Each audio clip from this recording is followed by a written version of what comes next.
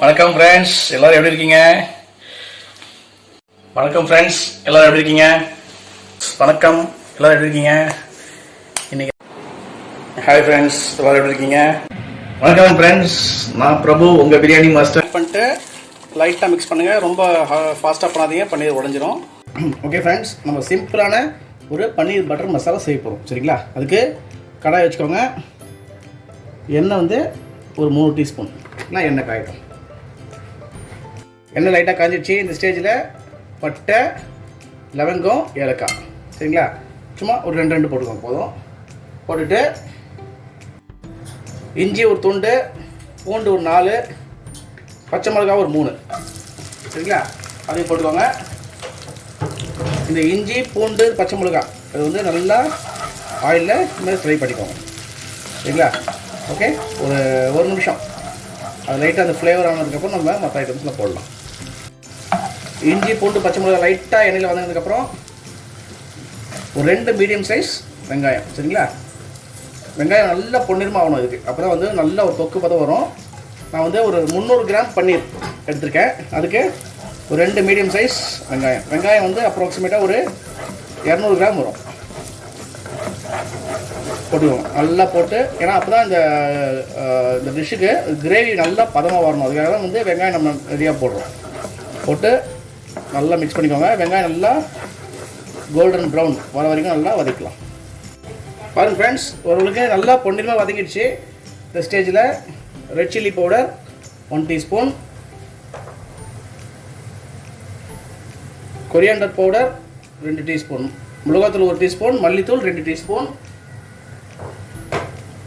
கரம் மசாலா அது வந்து ஒரு 1.5 டீஸ்பூன் போட்டுட்டு நல்லா மிக்ஸ் பண்ணுங்கள். அந்த மசாலா எல்லாமே இந்த எண்ணெயில் வந்து நல்லா குக் ஆகணும். சரிங்களா? அது வரைக்கும் நல்லா வதக்கிக்கோங்க. பாருங்கள் ஃப்ரெண்ட்ஸ், மசாலா பாருங்கள் சூப்பராக எண்ணெயிலே நல்லா பச்சை ஸ்மெல் போகிற வரைக்கும் குக் ஆகிடுச்சு.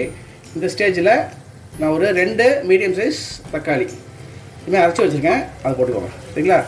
ஏன்னா தக்காளி அரைச்சி போட்டிங்கன்னா தான் அந்த உங்களுக்கு நல்லா தொக்கு பதம் வரும், உங்களுக்கு நல்லா இந்த புளிப்பு டேஸ்ட்டும் இருக்கும். ஓகே, தக்காளி போட்டு மீடியம் ஃப்ளேம்லேயே நல்லா அது குக் பண்ணணும். ஒரு 3லேருந்து 4 நிமிஷம் தக்காளி போட்டு நல்லா வதக்குங்க. ஓகே, நல்லா அது தொக்கு பதம் ஆகிடும். அதுக்கப்புறம் நம்ம மற்ற ஐட்டம்ஸ்லாம் பண்ணலாம். பாருங்கள் ஃப்ரெண்ட்ஸ், தக்காளி போட்டு நல்லா நல்லா வதங்கிடுச்சு. ஒரு 3லேருந்து 4 நிமிஷம் நல்லா வதக்கிட்டே இருந்தேன். ஆயிடுச்சு பாருங்கள். இந்த ஸ்டேஜில் இந்த கிரேவிக்கு தேவையான தண்ணி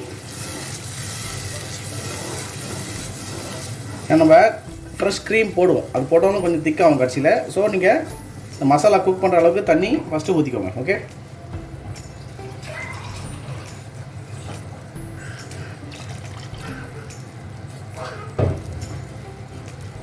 போட்டு நல்லா ஒரு 2 கொதி வரட்டும். அது வரைக்கும் நல்லா கொதிக்க விடுங்க. ஃப்ரெண்ட்ஸ், நல்லா கொதிக்குது. இந்த ஸ்டேஜில் இந்த டிஷ்ஷுக்கு தேவையான உப்பு போட்டு லைட்டாக ஒரு மிக்ஸ் கொடுங்க. இந்த ஸ்டேஜில் நம்ம வச்சுருந்த 300 கிராம்ஸ் பன்னீர் நல்லா க்யூபாக கட் பண்ணிட்டேன், அதை போட்டுக்குவோம். ஓகே,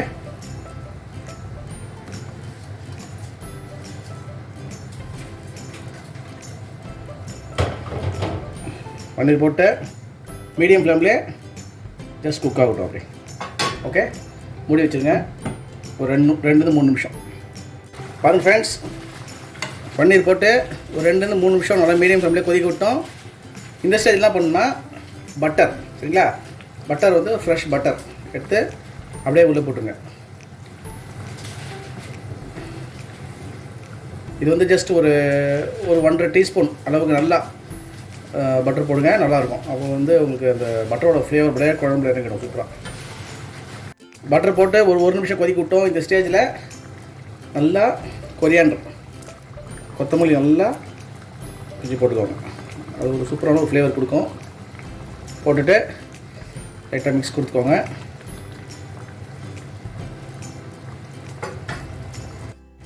ஓகே ஃப்ரெண்ட்ஸ், பாருங்கள் பட்டர் போட்டு 1 நிமிஷம் கொதிக்க விட்டோம். சூப்பர் ரெடி ஆகிடுச்சு. இந்த ஸ்டேஜில் ஃப்ரெஷ் க்ரீம், சரிங்களா, நல்லா திக்கான க்ரீமு ஒரு 3லேருந்து 4 டீஸ்பூன் ஃப்ரெஷ் க்ரீம் போட்டுட்டு ஸ்டவ்வை ஆஃப் பண்ணிடலாம். அவ்வளோதான். ஓகே, அப்படியே விட்டுருங்க, மூடி போட்டுருங்க. ஜஸ்ட் ஒரு 10 மினிட்ஸ் அப்படியே அந்த எண்ணெயெல்லாம் தனியாக பிரிஞ்சு வரும். அதுக்கப்புறம் நம்ம சர்வ் பண்ணலாம்.